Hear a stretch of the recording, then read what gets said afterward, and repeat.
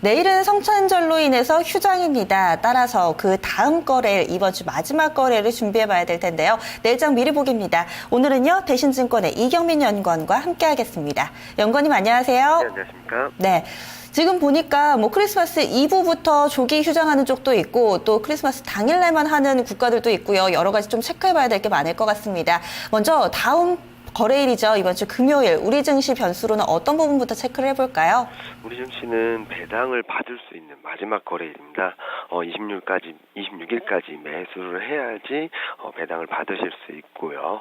이에 따라서 코스피나 그런 흐름들은 좀 양호하게 흘러가지 않을까 전망을 하고 있습니다. 단기적으로는 1950선 돌파 및 안착 여부가 가장 중요한 포인트라 볼 수 있겠는데요. 3일 연속 1940선대에서 등락을 보이는 이유는 여러 가지 불확실성. 그러니까 미국 증시가 강세를 보이고 있음에도 불구하고 외국인 매도세가 이어졌던 것도 일부분 영향을 미치고 중국 증시가 연속적으로 급락을 이어갔던 부분도 부담이 되었던 부분 요인이라고 보고 있습니다. 따라서 1950선 돌파 및 안착 여부, 61선이 위치한 이 지수대를 넘어서는지 여부를 주목하실 필요가 있겠고요. 그리고 오늘 오랜만에 외국인이 11거래일 만에 순매수 전환했습니다. 외국인 순매수가 좀 더 이어진다면은 코스피 반등 시도는 좀 더 가볍게 움직이지 않을까 전망을 하고 있습니다. 네, 지수의 이 1950 그리고 수급 쪽에서 외국인을 포인트로 좀 제시해 주셨습니다. 그럼 해외 변수로는 어떤 부분 꼽아볼까요? 네, 크리스마스 연휴로 특별한 경제지표 발표는 없습니다. 하지만 어제 미국 GDP, 3분기 GDP 성장률이 5%에 달할 정도로 소비에 대한 기대감이 높아질 수 있는 시점이기 때문에 일단은 크리스마스 소비 특수가 실질적으로 어떻게 나오는지 한번 체크해 보실 필요가 있겠고요. 만약에 소비가 크게 증가했다.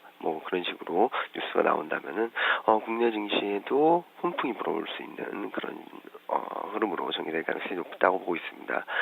이와 함께 최근 국제유가가 저점을 기록한 이후 급등락을 반복하고 있는 모습이지만 최소한 55달러는 지켜내고 있다는 측면에서 55달러를 지지선으로 반등 시도를 이어갈 수 있을지 포인트를 잡아보실 필요가 있겠고요.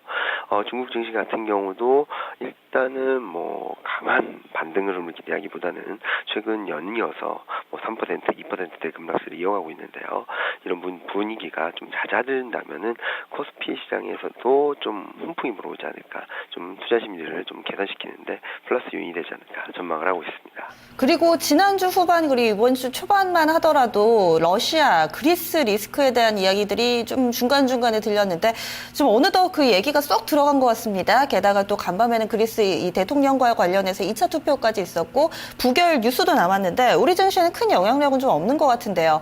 이 부분에 대해서는 어떻게 점검을 해봐야 될까요? 네, 일단 여러 가지 리스크 요인들이 잠재되어 있는 건 사실입니다. 하지만 금융시장은 그런 리스크들을 선반영하는 모습을 보이고요. 전국적으로 최근이 아니죠. 2주 전 급락세를 보였던 데 인해서 현실화, 그러니까 단기적으로 현실화될 가능성이 높지 않은 변수들에 대해서 금융시장이 선반영을 했고 그 이후에는 러시아 금융 불안도 좀 잦아드는 모습, 그러니까 러시아에서 금융 안정 대책을 발표하고 그런 부분들이 좀 시장에 반영되면서 심리적으로 좀 개선세가 나타났다는 점에 있어가지고 당장 러시아가 디폴트로 간다거나 그리스가 최저 불안이 정치적 불확실성이 더 크게 부각된다거나 그런 부분들이 현실화되지만 않는다면은 시장은 안도랠리를 이어갈 수 있는 여건이 아닌가라는 생각을 하고 있습니다.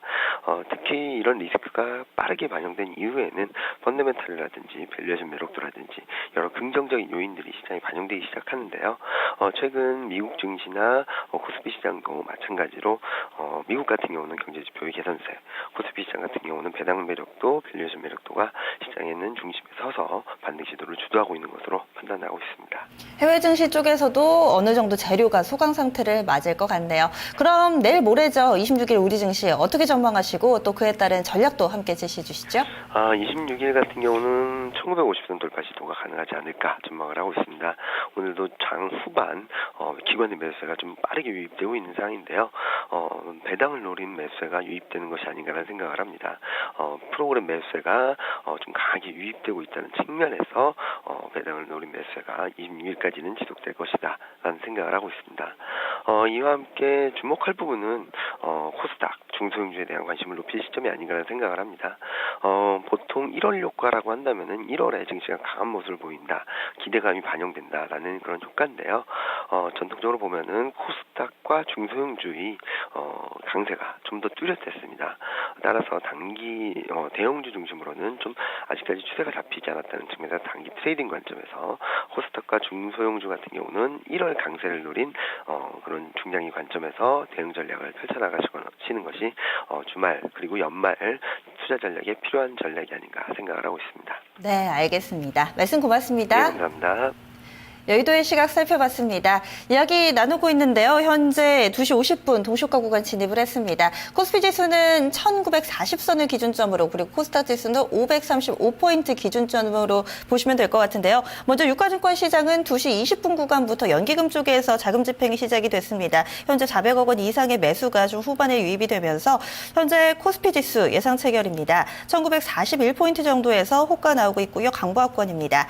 코스닥도 크게 다르지 않습니다. 변동폭 제한적이고요. 0.35% 상승 536.53포인트 부근에서 호가 나옵니다.